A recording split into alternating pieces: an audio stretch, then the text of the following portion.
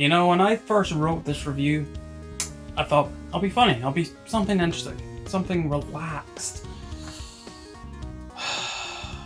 I was gonna go out to a cave up the back of the roads there, back and beyond, back of doors.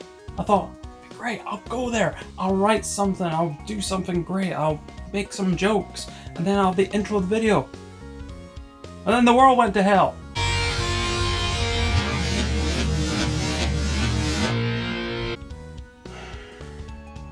One day I'll get back out there.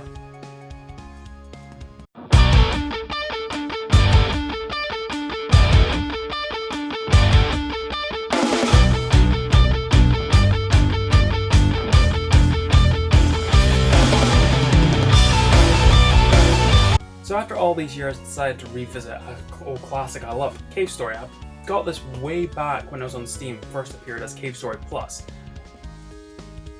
It was pretty cool, I did enjoy it. However, I just got one ending. That was okay. There was no shame in that one ending, because I thought that was it complete. A very sad ending to the story, and I thought, hey, that was pretty cool. It was a very interesting game. It took me a couple of days to get through it because I was playing it in segments. Over the time, I did learn there was multiple endings.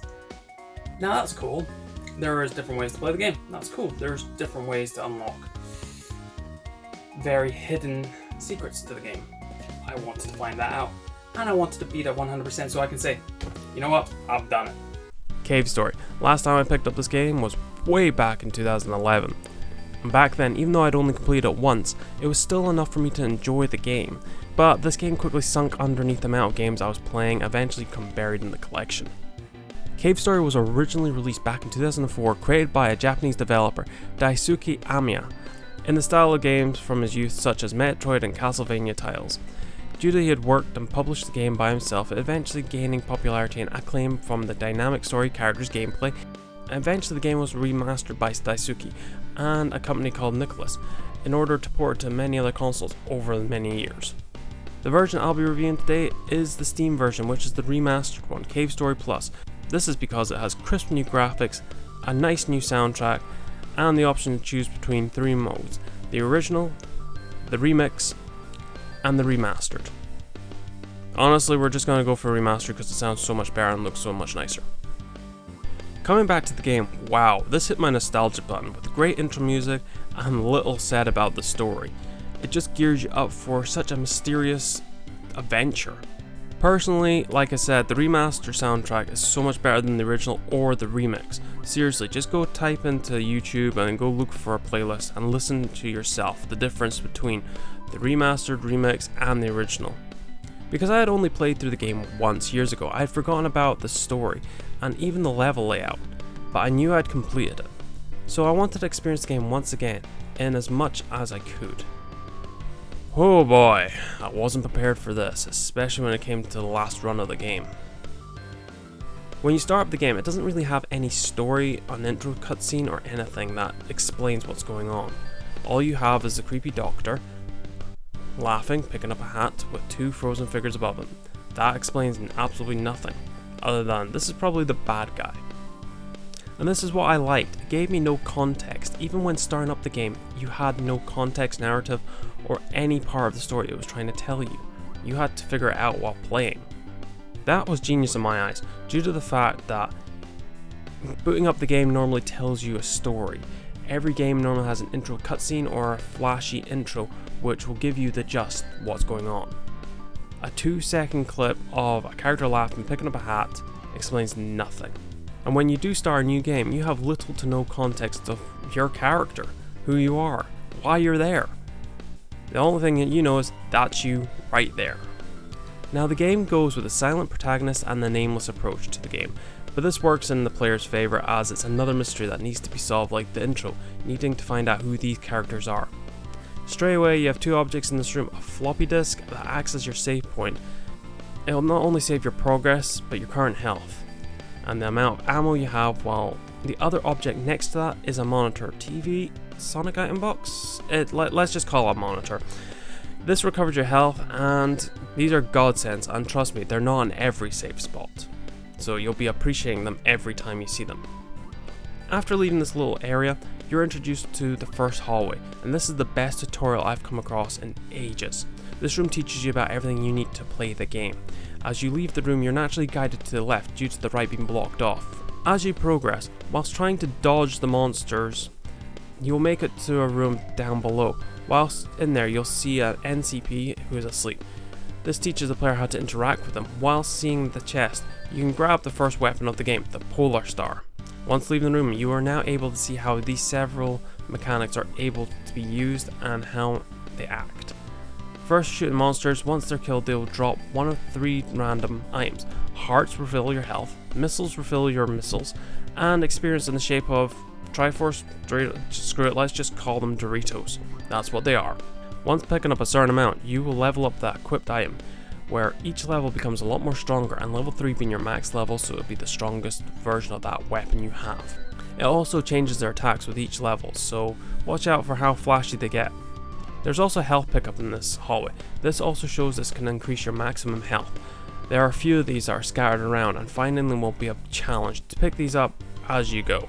Due to the small amount of water, we can also see there is an air gauge. Once this goes down to 0, you die instantly. No health chip off like other games, just that's it, game over. And yes, if you die without saving your current state, the game will go back to, well, your last save. Sadly, this did happen to me. I drowned very early on in the intro areas, and well, I had to redo every single thing, which is a kicker because the starting cutscene is unskippable. And that's it, you're off. You're wandering around the many different areas. Now, it does fall in a linear level area, where you have the egg corridor, the sandy desert, etc, etc. But there's certain things you have to achieve in them. Now, yes, the story does follow you as a person. Yeah, we're going to call you a person right now. Going from A to B, trying to solve by interacting with all the Megas. These wonderful little rabbit people are under the oppression of, well, the new king of the island. There's other characters you'll meet throughout the story, Curly Brace, etc, and all that, which all have their amazing, wonderful little moments and some witty dialogue. You do encounter the same boss battle, Balrog, once in a while. Overall, the dialogue relays comedy in between each character, which is cool and actually gives the story a bit more dialogue. However, you're making up your own assumption by this point of what the story entails. Being told different conflicting stories from different characters such as Sue, her brother Kazuma, the Doctor, etc. It's very confusing to figure out what is the true narrative. On the easy run, I just did a normal playthrough. Now yes, here's how things went. I got the jetpack, Curly Brace died, and I took the easy way out with Kazuma jumping on the dragon's back and out. So I went back on normal. Normal played exactly the same as easy in my eyes. Only difference was some of the monsters could take a few more hits. Some of the boss battles were a wee bit more challenging with a wee bit extra health. Overall, I eventually got back to where I was, just about to scale the outside, go outside of the island to scale up to get to the final area, the plantation. Eventually, by completing the wee quest with Sue's mother helping you get the jetpack leveled up into a rocket, you eventually make it up to the final cave, which will take you to the last area to go fight the Doctor as a boss battle. Once beating him, you eventually get out and are saved and go and live a happy, lovely little life. The island which you figure out has been floating in the sky for ages like its Angel Island zone falls to the ground. So on to the hard mode. Well, bust my nuts, this was hard. I'm not saying that for a joke, this was really hard. It's not hard, it's known as hardcore. Holy crap, this was insanely difficult. Now, in the normal and easy, Curly Brace both died at the same time. I wanted to figure out how to save her. Now granted, I had limited health, limited ammo, and certain things weren't where they're meant to be. Because hard switches up by going, no health pickups. You have to beat the game with only 3 life. You do not get any health pickups whatsoever. Good luck with that. So dying a lot was a thing that happened, but I eventually figured out how to save Curly Brace. Now this moment here in the labyrinth zone, after being captured and made to escape, you see this wonderful Doctor fall past you. Now any normal person would go down and find out is he okay, but when falling down here, you'll realize it's hard to get back up. The Doctor gives you a jetpack so you can easily make your way back up, By doing this, you lock off getting the item to save Curly Brace in the core's room. So after ignoring the doctor flying past me and going to the core room, fighting the core and drowning, only to be saved by Curly Brace for the third time, thank you, I picked up the tow rope. And this can be found in the lower left of the room. Attaching that to Curly Brace, she's hooked to your back and you make your way out. You've saved her at this point, but there's one last step before anything else happens. Making your way through the last little remnants of the labyrinth in the wee watery cave. After being chucked through the rapids and make it to this area, you have a split second before another rapid will grab you. You have to make this jump and make it into the wee room. You put Curly Brace on the bed, have to search the wee bookcase and PC before you learn out how to do CPR. Do that to her, drain her lungs. By the way, this is where you find out you two are practically robots. She says to leave her there and she'll be okay, but nope, you pick her up and take her with you through the boss fight and she floats off. You won't see her again to the plantation. You eventually find Curly Brace down this wee little cavern here. She has a bit of amnesia, she doesn't know who you are, so you're sent on a quest to go back to one of the original areas to go find the legendary wee little mushroom to go fight to restore her memory. After taking the wee mushroom back and feeding it to Curly, wait, what? She gets her memory back. I don't want to know how. From doing this, you're given a bit of more information saying that your name is Quote. That's cool. That's a nice wee reward letting you know who you're... That's a nice wee reward and incentive to want to know who your character is. It's cool, and you're also given the Iron Bond. This is a very important item, and I'll tell you why. So then you go take on the boss battles, you go fight the witch, you go fight the doctor, you go fight the doctor's core, and then it's escapey time. However, not all's well there. However, not everything's okay there. This final wee shack, where the save point is before the boss, you can go into. Normally it's closed, but because you have the Iron Bond, it's open. Once you enter it, save for Dear God Save. And you'll find a hole in the floor. This will take you to the secret dungeon. This is by far hellish. This is hell on legs. Now because you've locked yourself into this, you have no chance to escape. You are now locked into this. Good luck.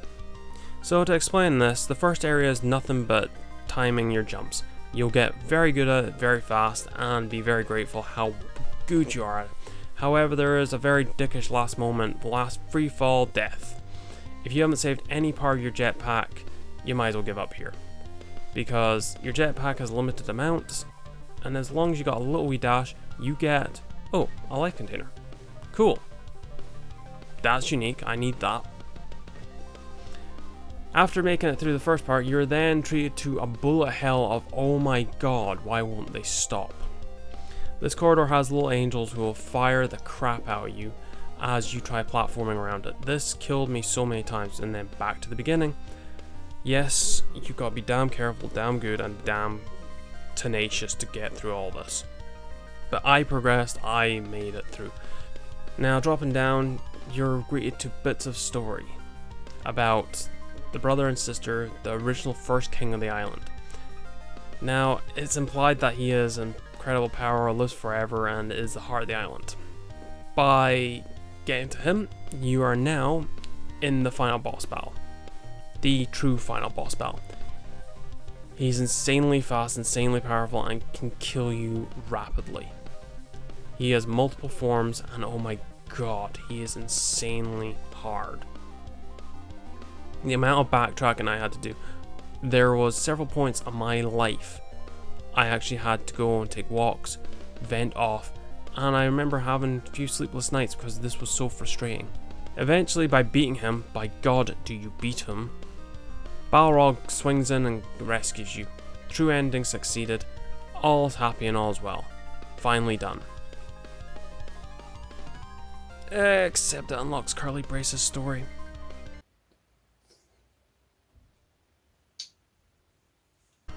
Curly Brace's story as an unlockable is not that hard. It's basically like normal mode. You still get health pickups, you still have wonderful items, and Curly Brace actually talks through the dialogue. That's the real differences. However, because I really want to see was everything truly different, well, screw me in the Alps. I had to go fight the final dungeon again. And no, none of it was worth it. None of the changes was worth it, because Curly Brace's story is not different whatsoever other than some dialogue change. That is it. If you're playing this for fun, play it for fun. Don't play it to try and beat 100%. You'll just start pulling out your hair. If you like things like Super Meat Boy, Binding of Isaac and all that, and stuff that tortures you for starting over on having ruthless levels of ability to play a game like this, sure, this might be up your area, but it sure as hell wasn't up mine. Doing this caused me lack of sleep and frustrations, and started to make me dislike playing the harder modes. However, I do hold a special place in my heart because it is still a very charming, wonderful game. Its music is still ear-pumpingly brilliant. The sprites are charming, the characters are witty and loving, but take it for what it is, a nice wee adventure, which you get to choose whether you're going to take the easy way out, the hero way out, or the normal route. Either way, it's still a nice wee adventure. For love of God, don't ever put yourself through the final dungeon. It's not worth it. Okay, with that all said and done, beating the game isn't hard, especially with one ending. You can achieve it in the easy mode. What made it difficult for me was choosing to go through all 3 difficulties, a hardcore difficulty, and then Curly Brace's story. Was it worth it for me? Hell no. Was the final dungeon worth it for me? It gave me closure to the game, but oh my god, no. No, it was not worth it. It was incredibly difficult, incredibly hard fought, and incredibly nightmare. I actually had a couple nights where I was barely sleeping because I was trying to beat that game so much. I was angry, I was waking up in cold sweats and hating the fact I was having to play through that just because my own ambition wanted to make sure I could beat it. I remember screaming that I could beat Cuphead, but I just couldn't beat this. I will go back to this someday, just to play it through on a casual mode. It's one of those ones that you can just sit there and mindlessly go through. However, is it one I'm going to just complete 100% and plow through like I just did? Hell no. If you're a masochist for this stuff, go for it. You also need a walkthrough to figure out how to do some of these things. For example, it's not exactly clear on some of the things you're meant to do. Like I explained earlier, how the hell were you meant to know, in order to get the good ending, to ignore a certain action that happened in front of you? How? That's the thing, that's with trial and error. If you just don't want that certain item, it rewards you with a good ending. If you wanted it early, it gave you a bad ending. Either way, this game was good. I can't fault it for a difficulty spike or a difficulty that's hidden behind you having to work for it. It made me fight for a lot more. However, I did get annoyed to hear me die at the last moment. Especially when it's a 2-second death spike, reload, 2-second death spike, reload. That's kind of annoying, but once again, it's a challenge for you to do so. If you can beat Super Meat Boy, Cuphead, and stuff like this, you can beat Cave Story. It's definitely worth it. I'm going back to bed. I'm not playing this game ever again.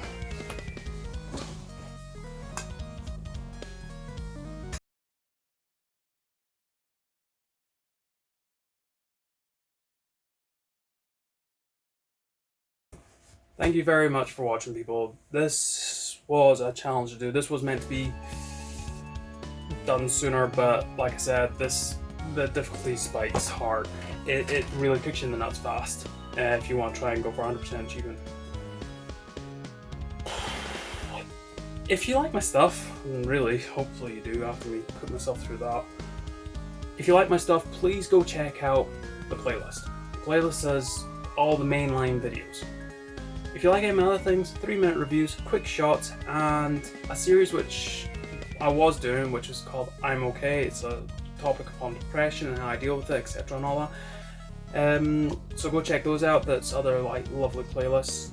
The highlight videos I want to talk about is Odd Adventure, Toasty, and Crystal Story. Those 3 things were last month's videos that came out of nowhere. Wasn't expecting to do a big video upon them, but I did do a video on them, so please go check it out. And they're really great people who are developing these games. If they've got Kickstarters up, which I think Toasty does, but I'll link them in that, so please go check it out. Check out those reviews because they're really great, and I'm looking forward to reviewing the full things because, oh my god. Also, last month was Crot. Go check out that one because I put a lot of effort into that video. A lot of effort, because, well, birthday videos, hey. Anyway, hope you have enjoyed. Like I said, I'm actually going to go to bed because this game has wiped me hard. The next one's going to be something.